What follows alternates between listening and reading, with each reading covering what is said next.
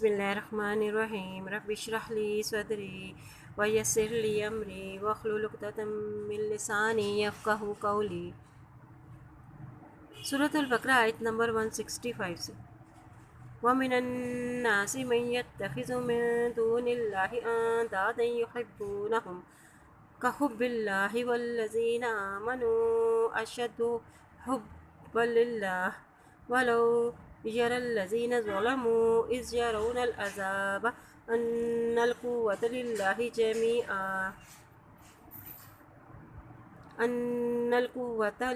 جَمِيعًا وَأَنَّ اللَّهَ شَدِيدُ الْعَذَابِ۔ ان لوگوں میں سے جو بنا لیتے ہیں اللہ کے سوا شریک اور وہ اس سے محبت کرتے ہیں کہ جیسے محبت کی جاتی ہے اللہ سے، اور وہ لوگ جو ایمان لائے زیادہ شدید ہیں محبت میں اللہ کے لیے، کاش کہ دیکھ لیں وہ لوگ جنہوں نے ظلم کیا کہ جب وہ دیکھیں گے عذاب کو اور وہ کہیں گے بے شک ساری قوتیں اللہ ہی کے لیے ہے، اور بے شک اللہ تعالیٰ سخت عذاب دینے والا ہے۔ اور کچھ لوگ ایسے ہیں جو اللہ کو چھوڑ کر دوسروں کو اس کا شریک بنا لیتے ہیں اور وہ اسے اس طرح محبت کرتے ہیں جس طرح کہ اللہ سے محبت کرنی چاہیے۔ اب چونکہ انسان کی فطرت ہے کہ وہ اپنے اندر کی کمزوری اور کمی کا جب اسے احساس ہوتا ہے تو وہ کوئی سہارا ڈھونڈنا شروع کر دیتا ہے اپنی اس کمزوری اور کمی کو دور کرنے کے لیے، اور پھر اس سے اتنی شدت سے محبت کرنے لگتا ہے جیسے کہ اسے اپنا معبود بنا لیتا ہے۔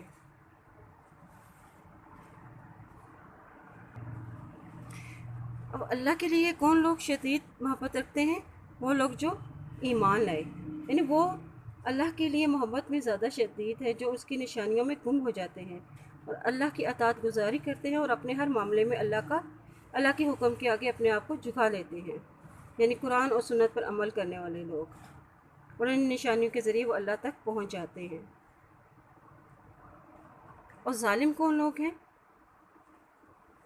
جب وہ عذاب کو دیکھ لیتے ہیں تو وہ یہ کیوں کہتے ہیں کہ ان القوۃ للہ جمیعا، کہ ساری کی ساری قوتیں اللہ کے لیے؟ وہ مشرکین جب کسی مشکل میں پھنس جاتے ہیں تو انہیں اپنے معبود بھول جاتے ہیں اور صرف اللہ ہی کو پکارتے ہیں، کیونکہ انہیں یقین ہے کہ آج انہیں اللہ کے سوا کوئی بچانے والا نہیں، اور بے شک اللہ تعالیٰ سخت سزا دینے والا ہے۔ اذ تبرأ الذین اتبعوا من الذین اتبعوا ورأوا العذاب وقطعت بهم الاسباب۔ اور جب وہ بیزار ہوں گے وہ لوگ جو پیروی کیے گئے ان لوگوں کی جنہوں نے پیروی کی، اور وہ دیکھ لیں گے عذاب کو اور کٹ جائیں گے ان سے ان کے تمام اسباب، یعنی ان کے تمام تعلقات۔ اور ایسا کب ہوگا؟ یعنی قیامت کے دن پیروی کرنے والے اور جس نے پیروی کی ان کے تعلقات آپس میں خراب ہو جائیں گے، کیونکہ ان کے شریک محبوب انہیں قیامت کے دن انہیں عذاب سے نہیں بچا سکیں گے اور وہ ان سے بیزاری دکھائیں گے۔ تو اس سے سیکھنے کی کیا بات ہے کہ کسی کی بھی ہمیں اندھی تلقین نہیں کرنی چاہیے جس کی خاطر کہ انسان اپنی آخرت کو خراب کر لے۔ وقال الذين اتبعوا لو ان لنا كرة فنتبرأ منهم كما تبرؤوا منا كذلك يريهم الله أعمالهم حسرات عليهم وما هم بخارجين من النار۔ اور کہیں گے وہ لوگ جنہوں نے پیروی کی کہ کاش بے شک ہمارے لیے ایک بار ہوتا لوٹنا تو ہم بھی بیزار ہو جائیں ان سے جیسے کہ وہ بیزار ہو گئے ہیں آج ہم سے۔ اسی طرح اللہ دکھاتا ہے ان کے اعمال کو حسرت بنا کر ان پر، اور نہیں وہ نکلنے والے آگ سے۔ اب جنہوں نے پیروی کی وہ قیامت کے دن کہیں گے کہ کاش ہمیں ایک بار دنیا میں واپس جانے کا موقع ملے تو ہم بھی ان سے بیزاری دکھائیں جنہوں نے آج ہمیں بیزاری دکھائی ہے، یعنی قیامت کے دن جب تمام وفاداریاں، رشتے ناطے اور تمام محبتیں ختم کر دی جائیں گی اور ان کے شریک معبود انہیں قیامت کے دن پوچھیں گے بھی نہیں، تو وہاں ان کے یہ اعمال ان کو حسرت بنا کر دکھا دیے جائیں گے۔ اب ان کے اعمال کیا تھے کہ یعنی دنیا میں جن کے آگے وہ جھکتے تھے، ماتھا ٹیکتے تھے، ہاتھ جوڑتے تھے، اور قیامت کے دن یہی اعمال ان کو کوئی فائدہ نہ دیں گے اور وہ ان سے آگ سے نکلنے والے نہیں، اور یہ اعمال آگ سے نکلنے کا باعث نہ ہوں گے۔ یا ایھا الناس کلوا مما فی الارض حلالا طیبا ولا تتبعوا خطوات الشیطان انہ لکم عدو مبین۔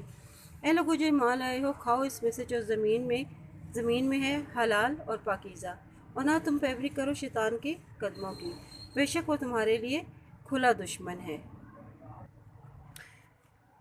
ایمان والوں کو حلال اور پاکیزہ چیزیں کھانے کی تلقین کی جا رہی ہے، اور شیطان کے قدموں کی پیروی نہ کرنا۔ اس سے کیا مراد ہے کہ شیطان کے پیچھے نہ چلنا، یعنی جو چیزیں اللہ تعالیٰ نے حرام نہیں کی اسے حرام نہ سمجھنا۔ چونکہ مشرکین عرب بتوں کے نام پر جانوروں کو آزاد کر دیتے تھے، پھر ان کا گوشت کھانا حرام سمجھتے تھے، اس طرح وہ حلال چیزوں کو اپنے اوپر حرام قرار دیتے تھے۔ اور جیسے یہود نے سود لینا، اور شیطانوں نے ان بندوں کو غلط راستے پر دکھائے، اس لیے کہ وہ تمہارا کھلا دشمن ہے۔ اس طرح شیطان نے ان کو ان کے دین سے ان کو گمراہ کر دیا، اور اس طرح انہوں نے حلال چیز کو اپنے پر حرام قرار دے دیا۔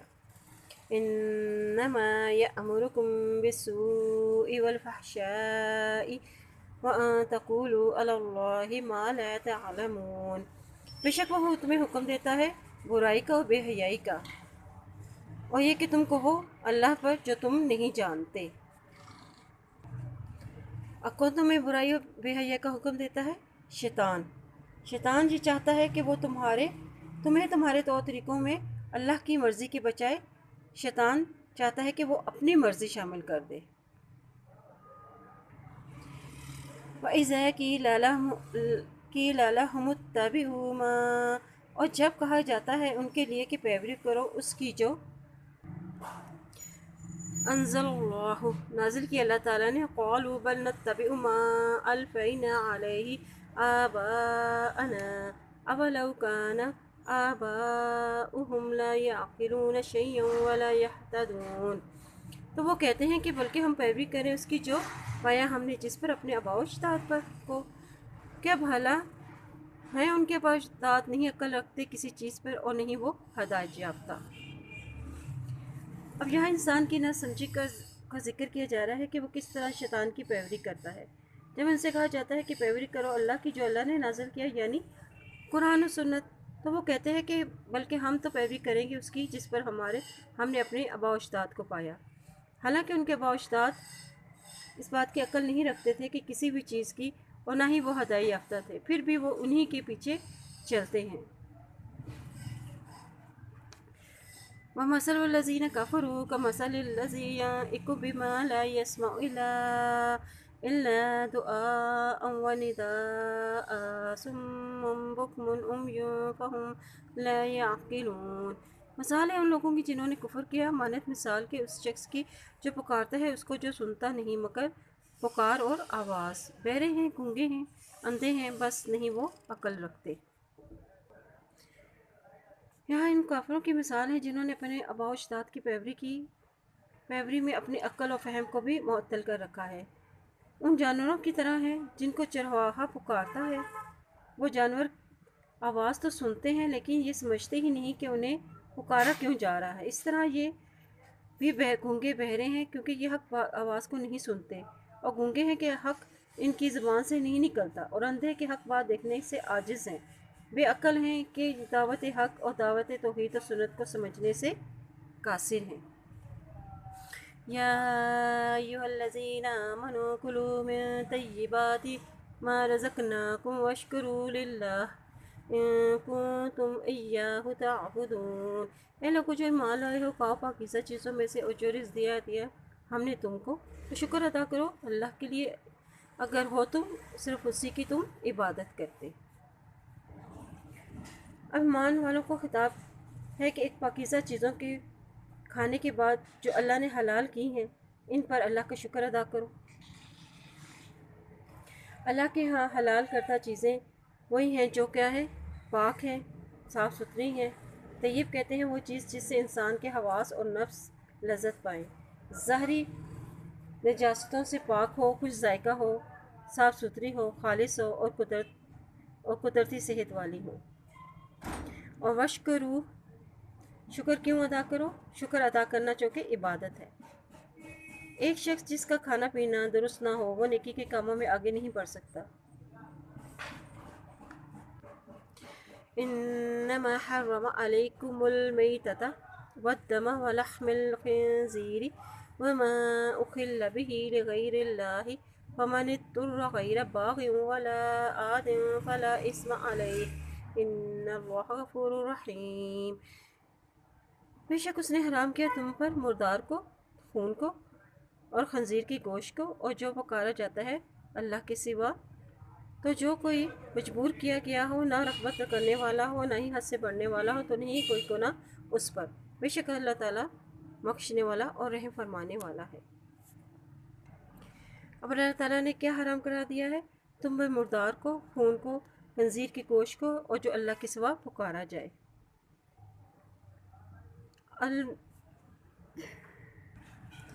المیتۃ، اس سے مراد کہ ہر طرح کا جو مردار ہے وہ حرام ہے۔ حدیث شریف میں ہے کہ سمندر کا پانی پاک ہے اور اس کا مردار حلال ہے۔ والدم یعنی تلی اور کلیجی، یہ کیا ہے؟ حلال ہے۔ ولحم الخنزیر، یہ خنزیر کا گوشت، اور وہ جو اللہ کے سوا پکارا جائے، یعنی جس پر اللہ کے علاوہ کسی اور کا نام بلند کر کے اسے ذبح کیا جائے۔ اللہ کے ساتھ کسی اور کا نام لینا دکھاوا یا ریاکاری ہے۔ حرام کھانے کی اجازت بھی کس حالت میں بتائی گئی ہے؟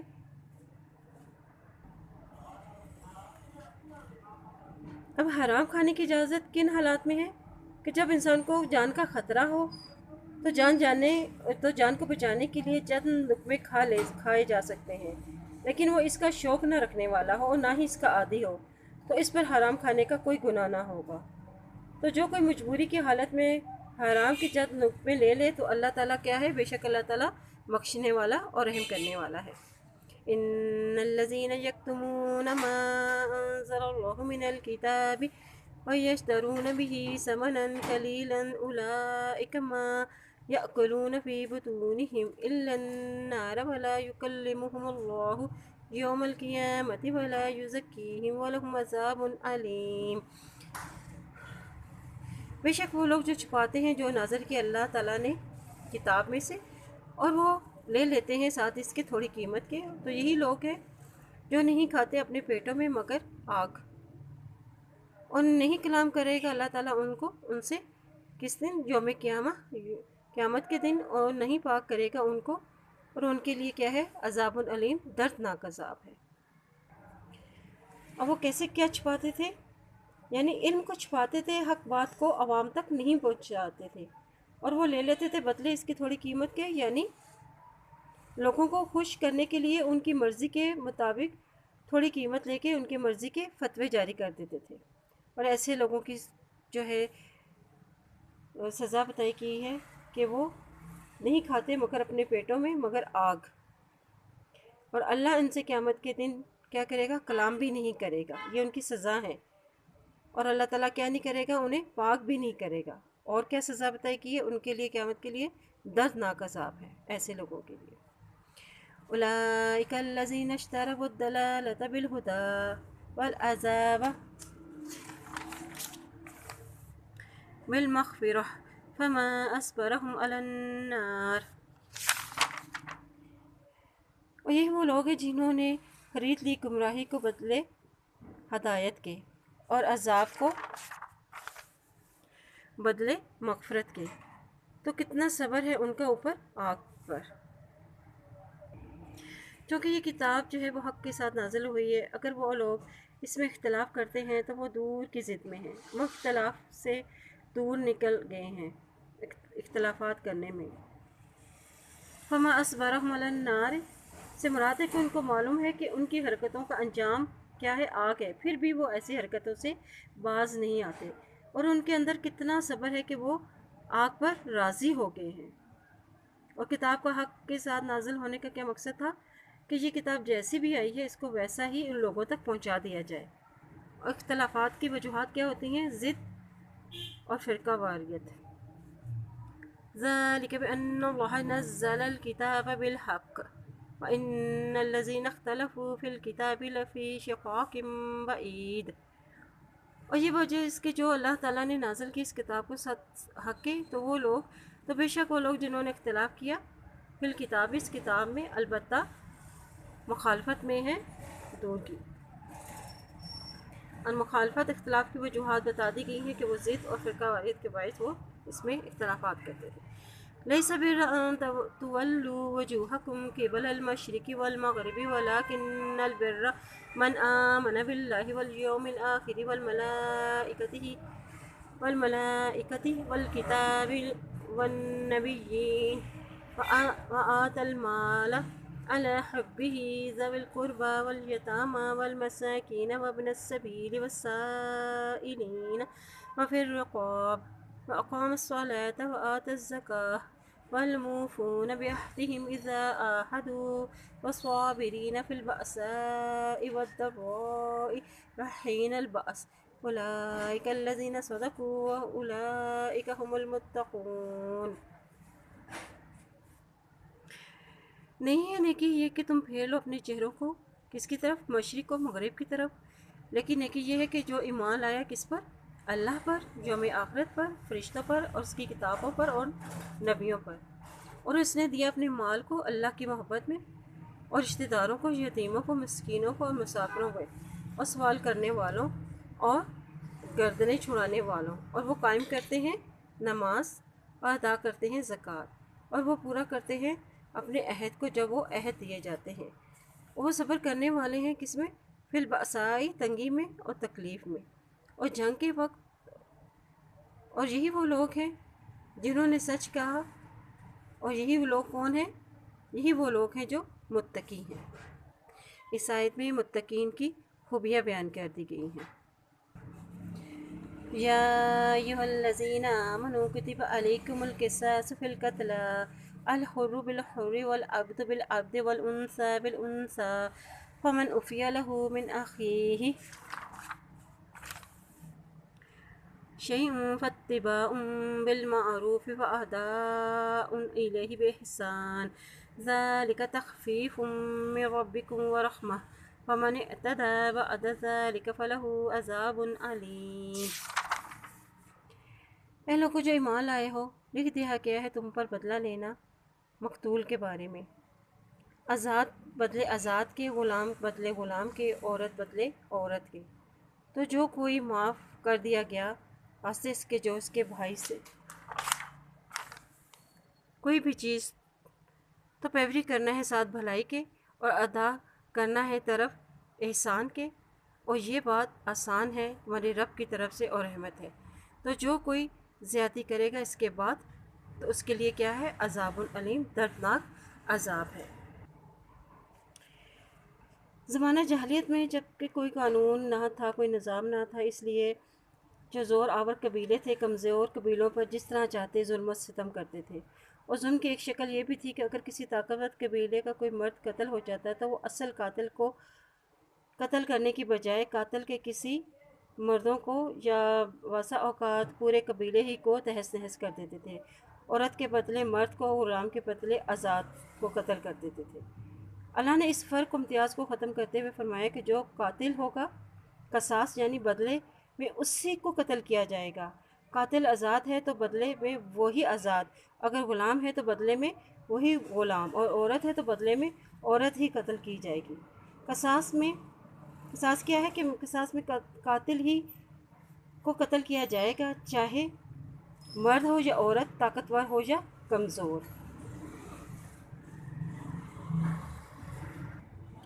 اور اگر قاتل کے ساتھ مقتول کا بھائی اسے معاف کر دے تو بھلے طریقے سے معاف کرو، یعنی دید کا مطالبہ کرنے والا بھلے طریقے سے اس کا مطالبہ کرے۔ بھائی کہہ کر کیوں مخاطب کیا گیا ہے؟ تاکہ ان کے دل میں نرمی پیدا ہو جائے۔ وَأَدَاءٌ إِلَيْهِ بِإِحْسَانٍ سے مراد یہ ہے کہ بغیر تنگ کیے اچھے طریقے سے دید کی ادائیگی کر دی جائے۔ مقتول نے اس کی جو بھی جان بخشی کے لیے کر کے اس کے ساتھ جو احسان کیا ہے اس کا بدلہ بھی احسان کے ساتھ ہی دے۔ وَمَنِ اعْتَدَىٰ بَعْدَ ذَلِكَ یعنی دید لینے کے بعد قتل بھی کر دے تو اور یہ زیادتی ہے، تو اس کے لیے پھر کیا ہے؟ عذاب علیم، دردناک عذاب ہے۔ وَلَكُمْ فِي الْقِصَاصِ حَيَاةٌ يَا أُولِي الْأَلْبَابِ لَعَلَّكُمْ تَتَّقُونَ، اور تمہارے لیے بدلہ لینے میں زندگی ہے اے عقل والو، تاکہ تم بچو۔ اگر تم اپنے معاشرے میں یہ قانون نافذ کرو گے تو قتل کی حوصلہ شکنی ہوگی، کیونکہ ایک انسان کا قتل جو کہ پوری انسانیت کا قتل ہے۔ جب قاتل کو یہ خوف ہوگا کہ اسے بھی قصاص کے بدلے میں قتل کر دیا جائے گا تو وہ قتل کرنے کی جرات نہیں کرے گا۔ اس طرح معاشرے میں امن و سکون برقرار رہے گا، اور یہ چیز باقی لوگ اس سے عبرت حاصل کریں گے۔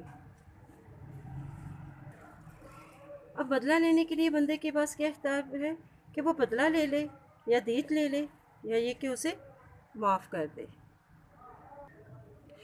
کتب علیکم اذا حضر احدکم الموت ان ترک خیرا الوصیۃ للوالدین والاقربین بالمعروف حقا علی المتقین، لکھ دیا کہ تم پر جب حاضر ہو تم میں سے کسی ایک کو موت، اگر وہ چھوڑ جائے مال کو تو وصیت کرنا ہے والدین کے لیے، رشتہ داروں کے لیے، ساتھ بھلے طریقے سے، اور یہ حق ہے اوپر متقین پر۔ یہ حکم ابتدائی طور پر تھا، جب وراثت کا قانون آیا تو اسے کو منسوخ کر دیا گیا تھا۔ وصیت کا حکم باقی رہا تاکہ جن رشتہ داروں کا وراثت میں حصہ نہیں ہے انہیں کچھ نہ کچھ مل جائے۔ وصیت کرنے کا حکم کس درجے پر آتا ہے؟ وصیت کرنے کا حکم جو ہے فرض کے درجے پر آتا ہے۔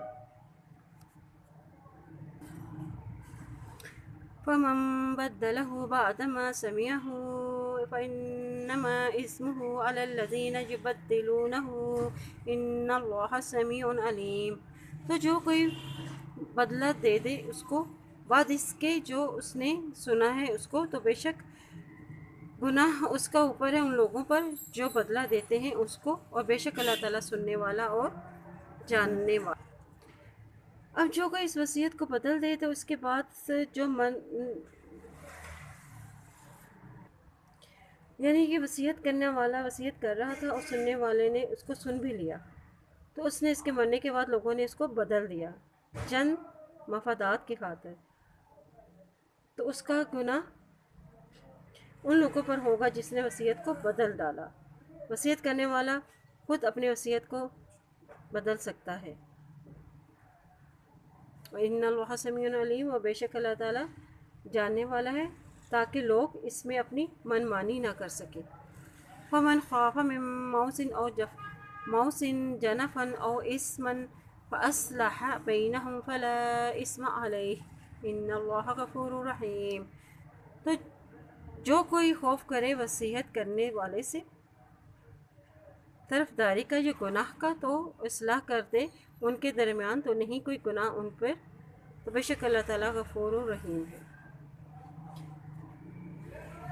تو جو کوئی ڈرے وصیت کرنے والے کی طرف سے کسی گناہ کا، جنفن سے مراد یہ ہے کہ سارے کا سارا، یعنی کسی ایک کو دے دے یا صدقہ دے دے سارے کا سارا، اور اسما سے مراد کہ میرے مال سے شراب خرید کر لوگوں کو پلا دے یا غلط کام پر لگا دے، تو چاہے وہ اس کے درمیان یعنی جس کے حق میں وصیت ہوئی ہو اور جو غلط کام کی وصیت کر رہا ہے، ان دونوں کے درمیان کیا کروا دے؟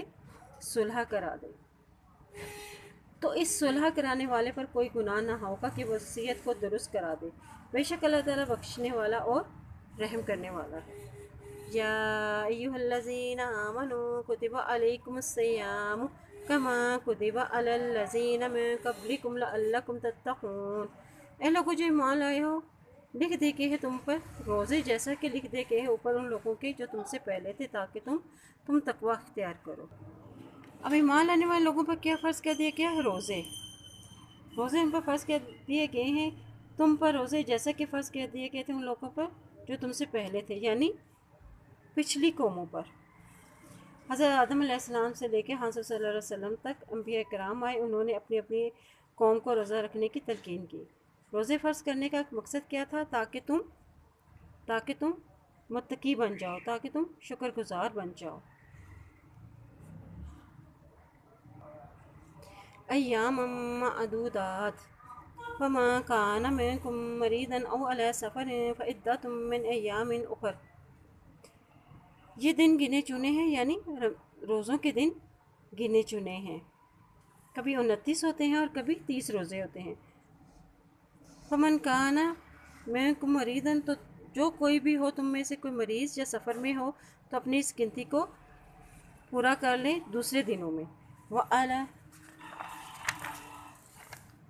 الذین یطیقونہ فدیۃ طعام مسکین فمن تطوع خیرا فہو خیر لہ وان تصوموا خیر لکم ان کنتم تعلمون۔